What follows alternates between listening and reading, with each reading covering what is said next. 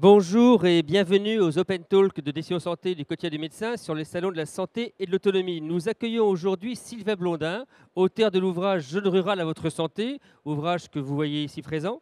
Alors, Sylvain Blondin, vous êtes ouvert dans cet ouvrage sur la désertification médicale.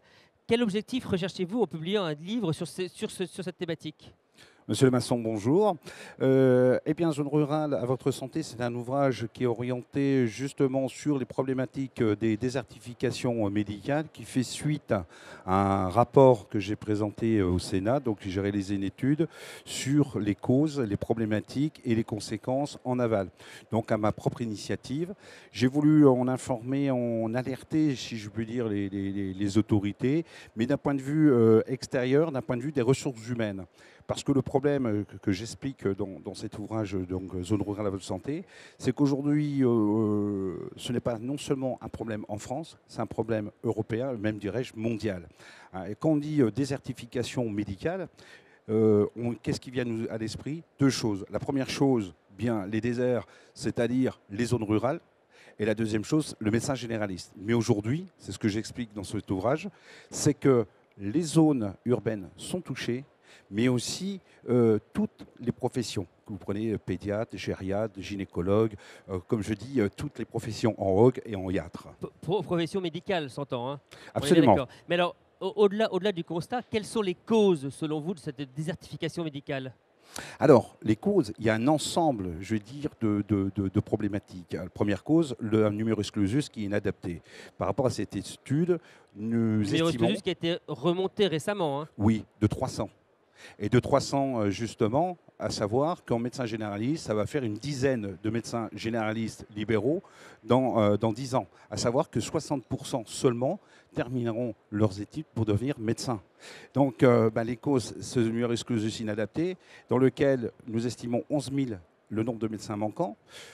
Également féminisation de la profession, qui n'est pas un problème en lui-même, mais c'est-à-dire qu'une femme, un médecin femme, va travailler différemment, va consacrer beaucoup moins de temps, je veux dire, à son activité pour se consacrer à sa famille. C'est normal, mais il aurait fallu l'adapter déjà depuis un certain temps. Aujourd'hui, 62% des médecins qui s'installent, ce sont des femmes. À l'époque 1978, seulement 2 à 3%.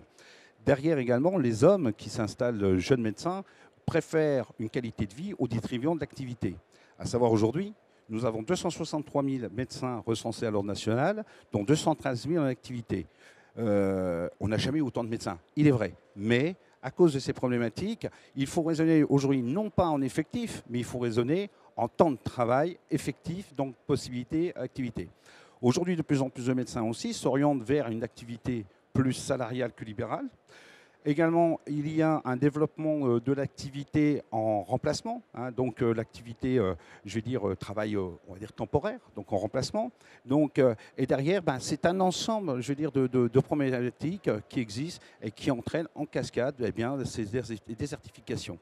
Alors, au-delà du constat que vous nous avez très, très bien brossé ici, quelles solutions apportez-vous dans votre ouvrage ?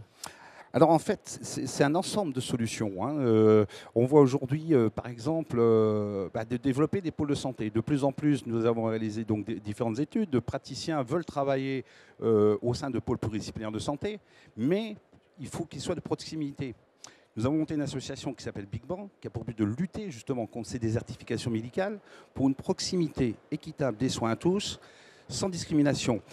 Et pour nous, un pôle de santé, ça doit être au maximum à 15 km des patients. Donc ça, c'est une chose. Aujourd'hui en France, on voit régulièrement dans les actualités des accidents qui se produisent au niveau des maternités. Les temps, d'hospitalisation en maternité sont réduits parce que on ferme des maternités. Donc de développer la maison de la naissance, je rappelle que 6% des personnes, des femmes, désirent accoucher chez elles parce qu'il y a cette problématique. Ensuite également, c'est de développer la maison des seniors. Maison des seniors, pourquoi ? En France aujourd'hui, nous manquons de 55 000 lits pour les maisons de retraite. Qu'allons-nous faire ? Sachant que l'espérance de vie rallonge, sachant également que la population est de plus en plus vieillissante, donc ce sont des pistes à exploiter. Et également la maison des assistantes maternelles, parce qu'aujourd'hui dans nos campagnes, nous manquons crûment, je vais dire, de nounous, vais-je dire. Alors, c'est un paradoxe, parce qu'il y a beaucoup de dossiers de personnes qui demandent à avoir cette accréditation, qui ne peuvent pas l'obtenir parce que leurs locaux ne correspondent pas. Donc, de développer ces activités-là. Mais aussi de développer les services à la personne, l'hospitalisation à domicile, un ensemble de services. Et tous ces services permettent aussi d'être créateurs d'activités économiques. Aujourd'hui, il faut redonner aussi au praticien libéral son activité professionnelle. C'est-à-dire qu'aujourd'hui, dans son activité, 40% de son temps est un temps qui va être utilisé sur la partie administrative. Donc, de le libérer, et justement au travers de ces pôles de santé, en mutualisant ses coûts, ça permet de limiter les coûts et ça va être beaucoup plus attractif. Et orienter aussi vers d'autres, je vais dire, statuts, notamment salariés, à développer. Justement, vous avez évoqué le problème des cabinets de recrutement tout à l'heure. Vous évoquez aujourd'hui la notion de salariat. Peut-on résumer le problème de la désertification médicale au seul dysfonctionnement des cabinets de recrutement? C'est-à-dire qu'aujourd'hui, certains profitent, je vais dire, de ce filon. Je vois par exemple qu'il y a des associations qui sont sous forme associative, loi 1901, à but non lucratif, qui vont demander jusqu'à 60 000 € pour recruter des médecins. Ce sont des choses vraiment aberrantes. Donc il faut faire très attention. Aujourd'hui, il serait nécessaire de mettre en place une coordination nationale de gestion de ressources humaines entre les ARS, l'Ordre des médecins. Cet organisme aurait pour but de recevoir tous les CV étrangers, d'avoir les compétences pour faire une qualification sérieuse des candidatures et ne pas hésiter à refuser certaines candidatures parce que vous pouvez avoir deux profils identiques, l'un pourra s'adapter, l'autre pas. Donc que toute cette coordination puisse recevoir ces CV. Entre, je disais, l'ARS, l'Ordre des médecins, une fois validé, l'Ordre des médecins fait son travail, je veux dire, d'accréditation, et l'ARS pour avoir une cartographie, une répartition du manque de médecins des déserts médicaux. Alors, est-ce à dire qu'une meilleure coordination entre l'univers hospitalier d'une part et le monde libéral, d'autre part, le monde ambulatoire, peut être une solution à la désertification? Alors, ça peut être une solution, effectivement, de travailler aujourd'hui, de développer dans nos campagnes avec les hôpitaux. Exemple sur Étain dans la Meuse, c'est ce que nous sommes en train de faire. Nous sommes en cours de développement d'un pôle de santé avec, je vais dire, l'hôpital qui permet d'avoir des praticiens qui viennent sur place. Exemple, 3500 habitants, 27 praticiens viennent sur la commune. Donc, ils viennent, par exemple, nous avons un gynécologue tous les samedis matins qui vient sur place.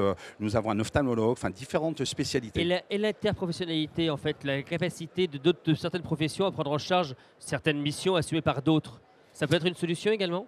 Ça peut être une solution, effectivement, mais attention, parce que ne pas arriver à certaines dérives, parce que aujourd'hui, ça peut être transversal, ça peut être un pont, ça peut être un relais, mais attention, parce qu'après, il y a la valorisation de l'acte, à quel prix, il peut y avoir, je veux dire, il faut que ça soit très bien cadré. Mais une chose que nous n'avons pas parlé aussi, mais au travers de cette interprofessionnalisation avec les pharmaciens, ce qu'on peut développer, c'est la télémédecine chez les pharmaciens, par exemple. Nous sommes en cours de travail dans ce domaine-là, de réflexion et de mise en place de certaines réflexions. Sylvain Blondin, merci beaucoup. Ce sont autant de questions que nous allons étudier dans votre ouvrage, que je vous invite à lire. Donc, Zone rurale à votre santé. Merci beaucoup et très bon salon.